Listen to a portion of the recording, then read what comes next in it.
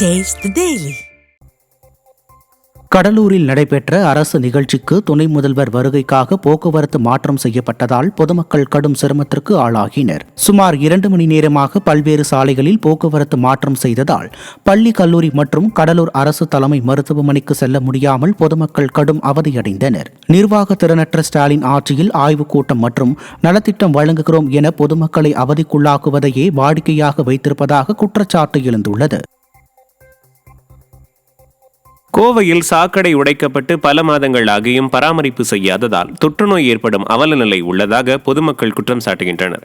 கோவை மாநகராட்சி 30வது வார்டில் உள்ள அரசு மேல்நிலைப் பள்ளி அருகில் கழிவுநீர் கால்வாய் பராமரிப்பின்றி கழிவுகள் தேங்கி வருவதாக புகார்கள் எழுந்த நிலையில் கடந்த பல மாதங்களுக்கு முன்பாக கழிவுநீர் கால்வாய் உடைக்கப்பட்டு எந்த பராமரிப்பு பணிகளையும் செய்யாததால் கழிவுநீர் தேங்கி துர்நாற்றம் வீசி வருகிறது.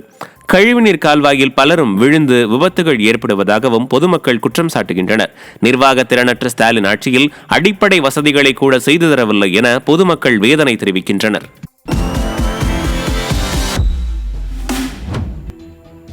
குமரி மேற்கு மாவட்ட அதிமுக மகளிர் அணி சார்பில் தமிழகத்தில் பெண்களுக்கு எதிராக நடைபெறும் வன்முறைகளை கண்டித்து மார்த்தாண்டம் பேருந்து நிலையம் எதிரில் நடைபெற்ற மாபெரும் மனித சங்கிலி போராட்டத்தில் மாவட்ட செயலாளர் ஜான் தங்கம் பங்கேற்று பேசினார். ஏராளமான பெண்கள் பங்கேற்ற இந்த போராட்டத்திற்கு மகளிர் அணி நிர்வாகி கிளாடிஸ் லிலி தலைமை தாங்கினார். போராட்டத்தில் மகளிருக்கு எதிரான வன்முறைகளுக்கு எதிராக அதிமுக மகளிர் அணி குரல் கொடுக்க உறுதிமொழி எடுத்துக் கொள்ளப்பட்டது. எந்த ஒரு பெண்ணுக்கும் குழந்தைக்கும் மன ரீதியாகவோ உடல் ரீதியாகவோ பாதிப்பு ஏற்படாத வகையில் திருவள்ளூர் மாவட்ட ஆட்சியர் அலுவலகத்தில் மக்கள் குறை தீர்க்கும் கூட்டத்தில் மனுக்களை பதிவு செய்ய போதிய ஆட்கள் இல்லாததால் பொதுமக்கள் நீண்ட நேரம் காத்திருந்து அவதியடைந்தனர். திங்கட்கிழமை தோறும் நடைபெறும் குறைதீர்ப்பு கூட்டத்தில் மனு அளிக்க ஏராளமானோர் காத்திருந்தனர். இந்நிலையில் மனுவை பதிவு செய்ய ஆட்கள் இல்லாததால் அவதியடைந்த மக்கள் ஸ்டாலின் ஆட்சியில் மக்கள் கொடுக்கும் மனுக்களுக்கு மரியாதை இல்லை என வேதனை தெரிவித்தனர்.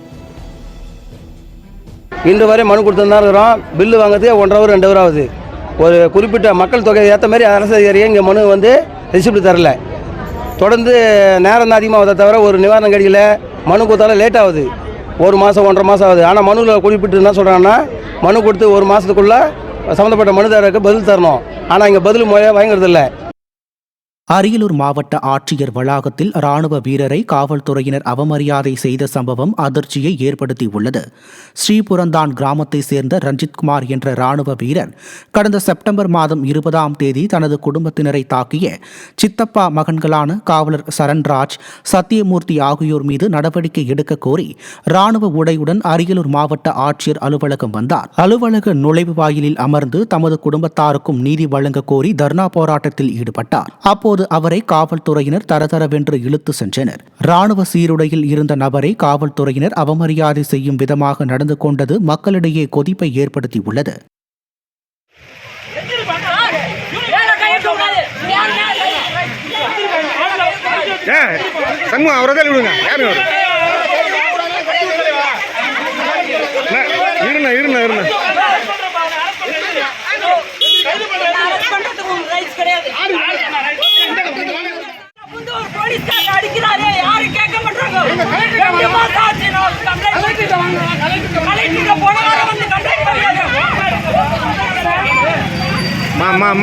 மா